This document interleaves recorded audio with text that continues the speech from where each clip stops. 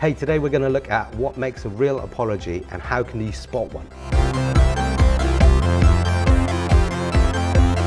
Hi, my name is Kos and welcome to the PaperThin Place. And here we look at what we think, how we think, and then how does that impact how we relate to each other.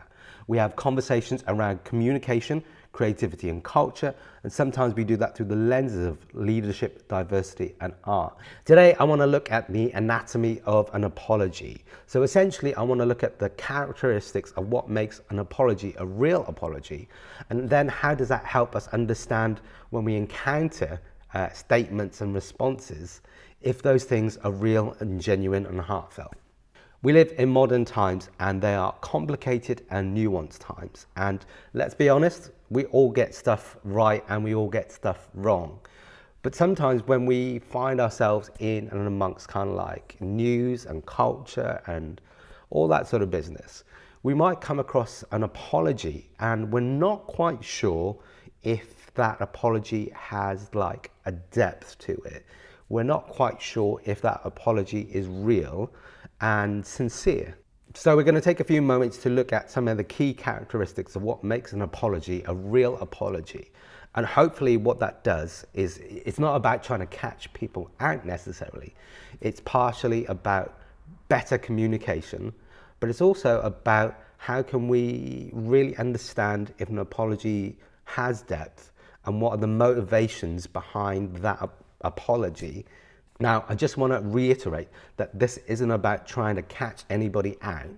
This is about trying to understand how can we better communicate when we find ourselves in places and situations where we've realized that we've made a mistake, that we've done something wrong, and how can we then express that with real integrity and meaning. So here are 5 things that I think are really good characteristics that will hopefully help you make an apology or spot if an apology is a real apology. Now, before we go on, I just want to take a quick little moment to say that thing that we all know that I need to say, which is like, if you like this kind of like stuff, please subscribe and please kind of drop a little comment on the video below. Thanks. So the first thing is remorse. And what I mean by that is it's kind of like, how deep is that feeling? How deep is that sorrow or sadness that you feel as an individual as a result of what you've either said or done? Remorse is understanding that essentially the motivations for an apology aren't just because you've just been caught. Remorse isn't something that's superficial. It's not kind of on that top level. It's not a passing thing.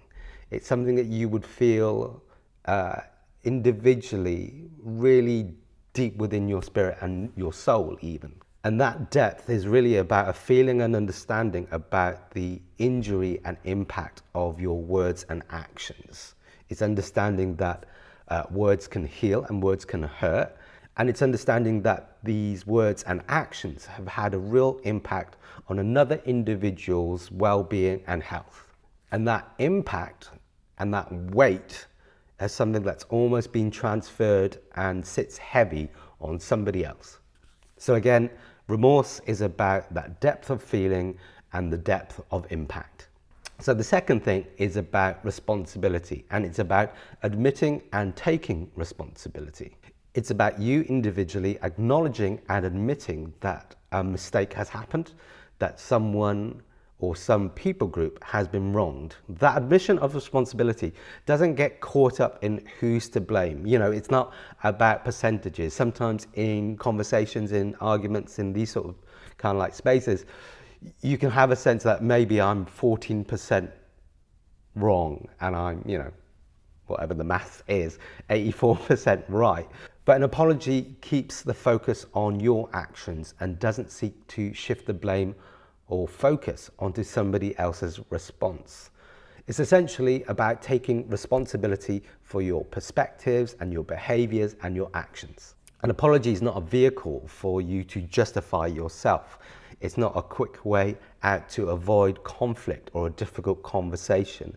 And it doesn't seek to kind of limit or whitewash the actual deeper impacts of what you've said and done. So an apology is about admission and it's about taking responsibility. It's not avoiding the conversation, however, awkward or difficult it might be.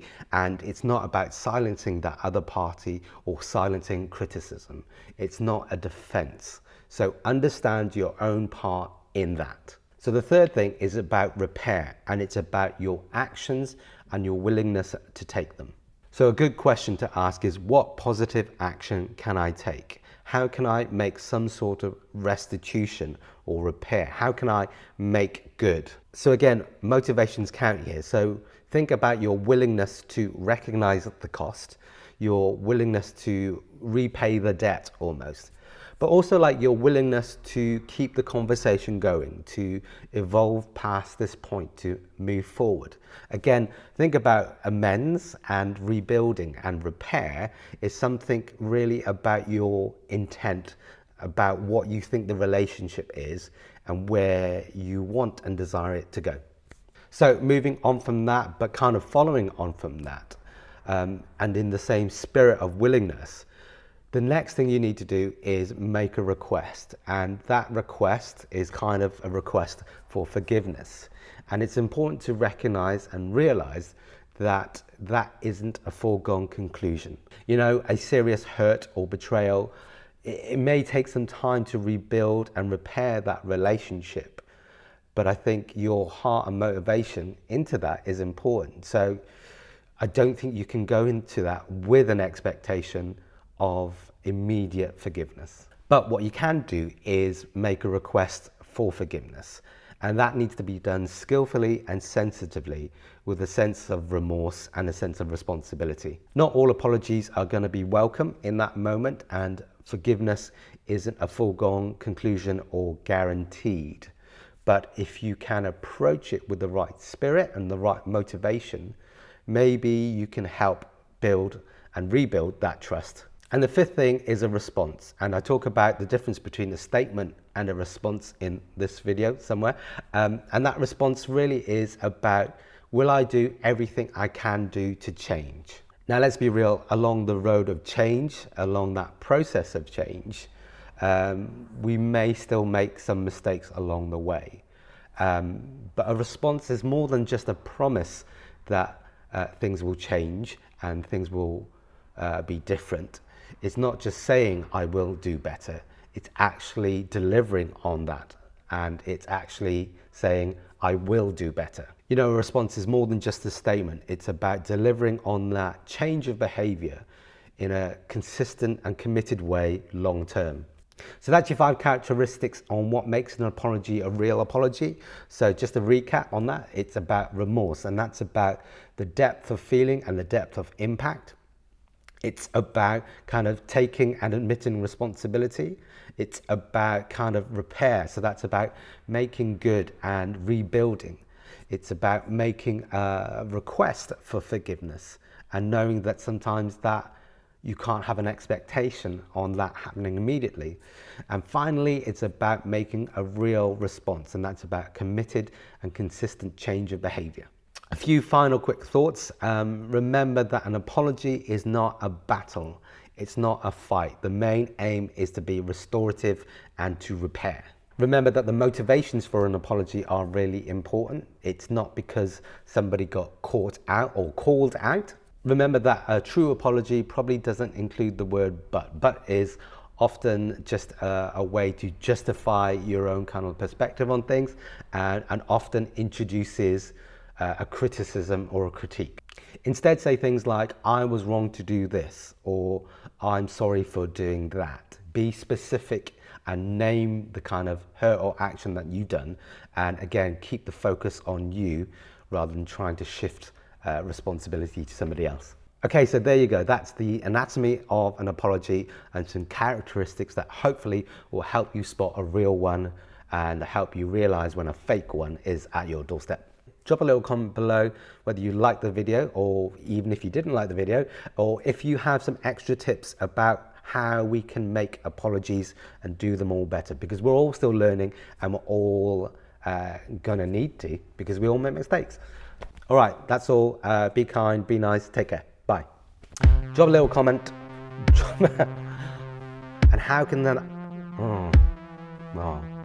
and here, Yeah.